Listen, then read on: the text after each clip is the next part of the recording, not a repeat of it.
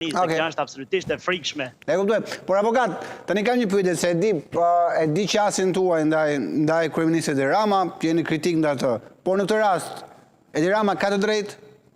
Prandaj po e pyet se e di që nëse jepni një vlerësim totalisht të ftohtë, nuk e jepni fare ndikuar politikisht.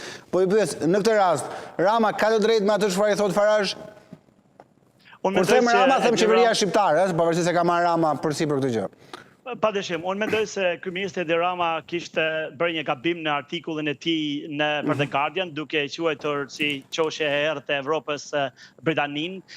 Ai faktikisht më sa duket i është referuar Brexit dhe Brexit po ju qëndron mbi kokë si shpata Damokleu qytetarëve britanik që nga 2016 dhe padyshim është ndoshta një nga vendimet më të gabuara, por qeveria britanike, jo vetëm kjo që është, por ajo përpara nuk mund të bëjnë asgjë tjetër se të zbatojnë vullnetin e sovranit britanik.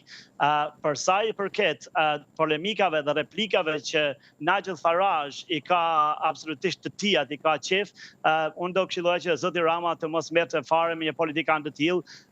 Zoti Nigel Farage e ka ngritur karrierën si shtash në gjë të tillë dhe ka vetëm 5 deputet në parlamentin britanik. E para, e dyta, nuk mund t'i tregoj ministrit të brendshëm britanik se sa kriminal të huaj duhet të kthej ai dhe këtë kthej dhe këtë mos kthej, nuk është në dorën e tij, në tagën e tij fare, por këshilla ime për kryeministrin e Shqipërisë, nëse e dëgjon, do të ishte që të mos ta përfillte fare deklaratat e zotit Farage, ashtu si vinë, ashtu llata shkojnë si një fus sapuni, por unë nuk besoj që Nigel Farage do ta ndryshojë qasjen e tij.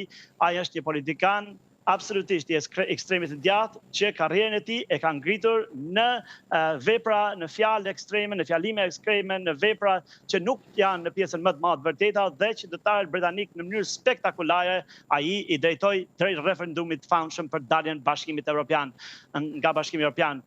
Nigel Farage, pra siç e thash, është arkitekti i daljes së Britanisë nga Bashkimi Evropian dhe duke parë se Brexit ka qenë një dështim spektakolar, Nigel Farage do të mbrojë padyshim pozitën e tij si arkitekt i këtij akti që besoj pjesa dërmuese e qytetarëve britanik e shikojnë me keqardhje. Avokat, për ju shifra reale shqiptarëve, ju i njihni më shumë më mirë komunitetin. A është ajo që thot Farage apo nuk ka lidhje me atë shifër? 50.000 që thot Farage, pra nuk është shifra e saktë ajo. Si është e vërteta? Nigel Farage është i njohur për shifrat që vinë brenda kokës së tij, por një gjë është e vërtetë. Në vitin 2021, sensori i ndërmarrë nga Instituti i Statistikave në Qeverisë Britanike ka nxjerrë që ka 68.000 shqiptar të ligjshëm që jetojnë në Britani, pra në vitin 2021. Tashi jemi në vitin 2025, 4 vite më pas, dhe po të shikojmë vetëm persona që janë në mënyrë të ligjshme në Britani, mund të afrohen ndoshta 100.000 qytetarëve shqiptarë britanik ose shqiptarë Bashkimit Evropian që janë ose në proces janë bërë ose janë në proces të bërë shtetas britanik, dhe duke parë këtu edhe një pjesë të madhe të qytetarëve shqiptar që jetojnë në mënyrë të paligjshme në Britani, unë do të thosha që numri i qytetarëve shqiptar mund të jetë rreth 140 deri 150.000.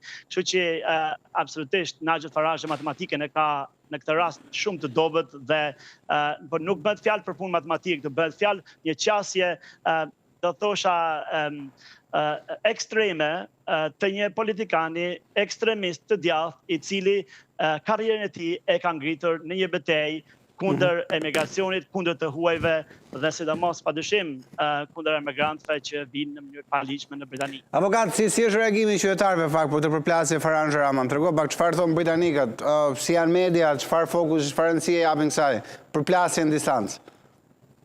Qytetarëve britanik padyshim ju pëlqen të dëgjojnë një politikan si Nigel Farage.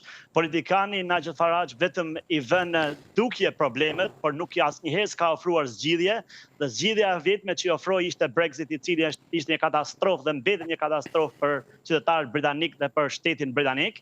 Dhe unë besoj se qytetarët britanik janë shumë të emancipuar, janë qytetarë që i kanë mirëpritur shqiptarët ndër vite dhe do të vazhdojnë të mirëpresin dhe dhe unë nuk ndjej asnjë lloj diskriminimit pavarësisht deklaratave që Nigel Farage, një politikan i cili qëndron në një qoshe të parlamentit britanik dhe e ka për drejtën e tij të thotë çfarë të doj, por politikbërjen e bën Partia Laboriste, e bën kryeministi Starmer, i cili ka shumicën absolute në parlament dhe atmosfera politike që nga fitoria e Partisë Laboriste për sa i përket qytetarëve shqiptar që